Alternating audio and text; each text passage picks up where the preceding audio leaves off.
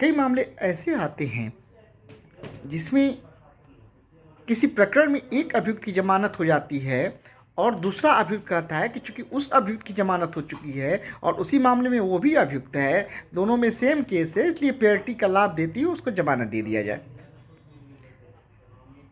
अक्सर ये मांग की जाती है आपके समक्ष। अगर आप प्रैक्टिशनर एडवोकेट हैं या क्रिमिनल जस्टिस सिस्टम से जुड़े हुए हैं, पुलिस व्यवस्था से जुड़े हुए हैं, तो आपके सामने इस तरह की समस्याएं आती होंगी। सवाल ये उठता है कि क्या पेनल्टी के आधार पर बेल देनी चाहिए? क्या पेनल्टी बेल का आधार हो सकता है?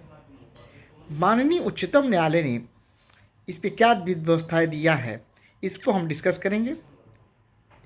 नमस्कार दोस्तों, आप सबका स्वागत है मेरे YouTube चैनल अभी स्टडी पॉइंट में। मित्रों, यदि आपने अभी तक मेरे चैनल को सब्सक्राइब नहीं किया है तो मेरे चैनल को सब्सक्राइब कर लें, वीडियो को देखें, लाइक करें, कमेंट्स करें और दोस्तों के भी शेयर भी करें। मित्रों, एक प्रकरण में एक अभियुक्त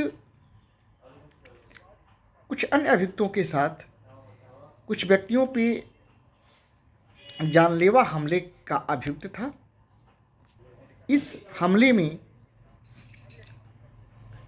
कुछ लोग मृत हुए थे और घायल हुए थे। वह व्यक्ति जब माननीय इलाहाबाद उच्च न्यायालय में गया, सेशन ने उसका बेल खारिज कर दिया था। इलाहाबाद हाई कोर्ट में उस अभियुक्त ने पेनल्टी के आधार पर जमानत की मांग की, क्योंकि उसमें कुछ अभियुक्तों को जमानत दे दिया गया था। तो माननीय उच्च न्यायालय ने केवल पेनल्टी के आधार पर जमानत दे दिया। अब इसमें मृतक की पत्नी ने माननीय इलाहाबाद उच्च न्यायालय के निर्णय का पर प्रतिवाद किया, माननीय उच्चतम न्यायालय में अपील की।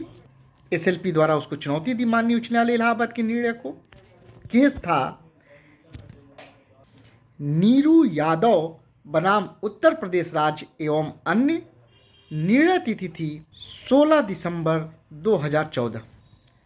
इस मामले में उच्चतम न्यायालय ने यह सिद्धांत प्रतिपादित किया कि गंभीर आपराधिक मामलों में समानता के आधार पर पेनल्टी के आधार पर जमानत देना अनुचित है और उसने उस अभियुक्त की जमानत को निरस्त कर दिया।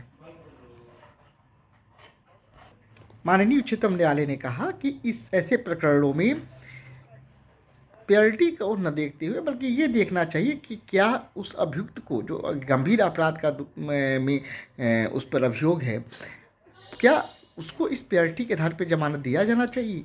क्या उसके अपराध की गंभीरता, उसके अपराध की भूमिका के आधार पर उसको तय किया जाना चाहिए, न कि पेनल्टी के आधार पर?